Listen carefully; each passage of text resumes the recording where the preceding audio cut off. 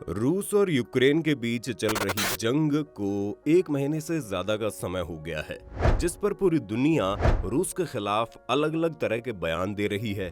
America से लेकर Britain तक ने रूस के ऊपर कई तरह के प्रतिबंध लगा दिए हैं। पूरी दुनिया ही रूस के इस कदम के खिलाफ है।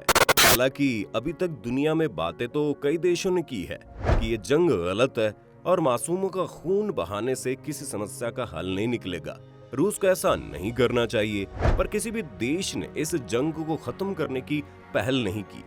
लेकिन दुनिया से अलग जाते हुए टर्की ने इस जंग को रोकने का जिम्मा लिया है। तो अब दुनिया के सामने एक सवाल आ रहा है कि वो ये, क्या टर्की कर देगा रूस यूक्रेन जंग का अंत? तो चलिए इस सवाल का जवाब ढूंढते हैं।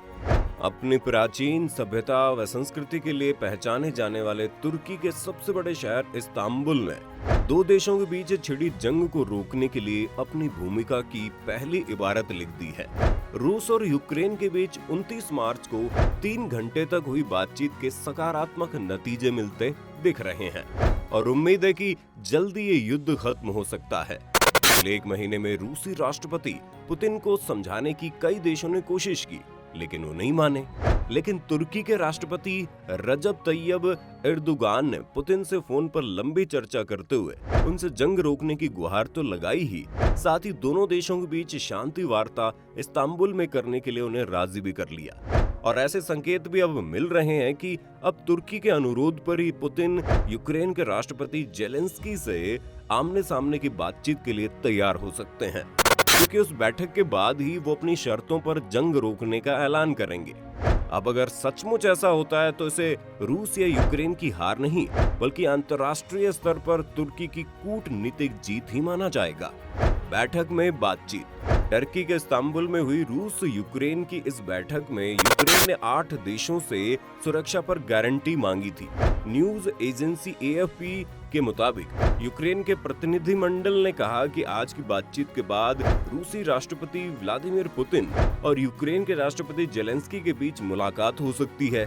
और बातचीत के बाद यूक्रेन के प्रतिनिधिमंडल ने कहा कि उनका देश तटस्थ यानी कि न्यूट्रल स्थिति को अपनाएगा अगर बदले में उसे सुरक्षा की गारंटी मिले तो। ये स्थिति रूस की अहम मांगों में से एक है, जिसका मतलब ये हुआ कि यूक्रेन नेटो जैसे किसी भी सैन्य संगठन का हिस्सा नहीं बनेगा और न ही अपने सैन्य ठिकाने किसी को देगा। माना यह जा रहा है कि पोलैंड, इजराइल, तुर्की और कनाडा यूक्रेन के लिए सुरक्षा के गारंटर हो सकते हैं। साथ ही यूक्रेन ने कहा है कि इन प्रस्तावों में क्राइमिया की स्थिति पर 15 साल की परामर्श अवधि भी शामिल होगी और पूर्ण युद्ध विराम की स्थिति में ये लागू होगी। यूक्रेन के वार्ताकारों ने यह भी कहा है कि मौजूदा प्रस्ताव ऐसा है जिसने पुतिन और जेलेंस्की के बीच मुलाकात की गारंटी दी जा सकती है।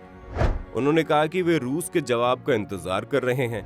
दूसरी ओर रूस के शीर्ष वार्ताकार ने कहा है कि विदेश मंत्रियों की ओर से समझौते पर मुहर लगने के बाद ही पुतिन और जेलेंस्की की मुलाकात हो सकती है। बातचीत के बाद रूसी प्रतिनिधि ने कहा कि उन्होंने वादा किया है कि वो यूक्रेन की राजधानी कीव और चेर्निहिव में सैन्य गतिविधियों को बड़े स्तर पर कम करेंगे, यानी रूस अब वहां अपने हमलों में कमी लाएगा, क्योंकि अपने आप इस बातचीत की बड़ी जीत है।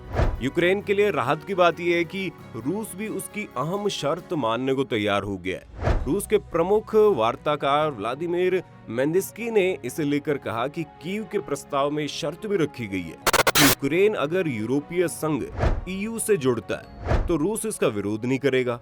आज हुई बातचीत में रूसी अरबपति रोमन अब्रामोविच भी शामिल हुए, जिन्हें पुतिन का सबसे करीबी समझा जाता है। उन्हें तुर्की के राष्ट्रपति एर्दोगन से बात करते देखा गया, जो इस्तांबुल में वार्ता में मध्यस्थता कर रहे हैं। अब्रामोविच को मॉस्को और कीव के बीच मध्यस्थता की भूमिका के लिए जाना जाता है। इस वार्ता के बाद तुर्की ने कहा है कि रूस और यूक्रेन के बीच हुई अब तक की बातचीत में इस बार सबसे महत्वपूर्ण प्रगति देखी गई। तुर्की के विदेश मंत्री मेवलूत कावुसोग्लू ने कहा कि कुछ मुद्दों पर दोनों देशों में समझ विकसित हुई है और ये वे इनका स्वागत करते हैं। उन्होंने ये बात दोहराई कि युद्ध जल्द से जल्द समाप्त होना चाहिए। उम्मीद करनी चाहिए रूस अब अपने वादे से नहीं मुकरेगा और मानवता के विनाश को जल्द रोकने का ऐलान करेगा। क्या है रूस यूक्रेन मामला? इस मामले को समझने के लिए हमें वक्त में थोड़ा सा पीछे चलना होगा। रूस यूक्रेन के बीच तनाव नवंबर 2013 में तब शुरू हुआ था जब यूक्रेन के तत्कालीन राष्ट्रपति विक्टर यानुकोविच का कीव में विरोध शुरू हुआ। यानुकोविच को रूस का समर्थन हासिल था, जबकि प्रदर्शनकारियों को अमेरिका और ब्रिटेन का। बगावत के चलते फरवरी 2014 में यूक्रेन के राष्ट्रपति यानुकोविच को देश छोड़कर रूस में शरण लेनी पड़ी थी। यहीं से विवाद की शुरुआत हुई और पलटवार करते हुए रूस ने दक्षिणी यूक्रेन क्रीमिया पर कब्जा कर लिया। बात यही नहीं रुकी, रूस ने यूक्रेन के अलगाववादियों को खुला समर्थन दिया। तभी से यूक्रेन सेना और अलगाववादियों के बीच में जंग जारी है। यहाँ आपको ये समझना है कि पूर्वी यूक्रेन के कई इलाकों पर रूस समर्थित अलगाववादियों का कब्जा है। यहीं के डोनेट्स्क और लुहांस्क को तनातनी के बीच रूस ने अलग मुल्क के तौर पर मान्यता दी। ये वही इलाका है जहां पुतिन ने सैन्य एक्शन का ऑर्डर दिया। सवाल ये कि 2014 से सुलग रहे विवाद अचानक जंग के शोलों में कैसे बदल गया। दरअसल अलगाववादियों से निपटने के लिए यूक्रेन ने नई रणनीति बनाई। यूक्रेन ने नाटो से दोस्ती गांठी और खुल्लम खुल्ला अमेरिका की शरण में पहुंच गया। बात तो तब बिगड़ी जब यूक्रेन ने नाटो में शामिल होने की तैयारी शुरू कर दी।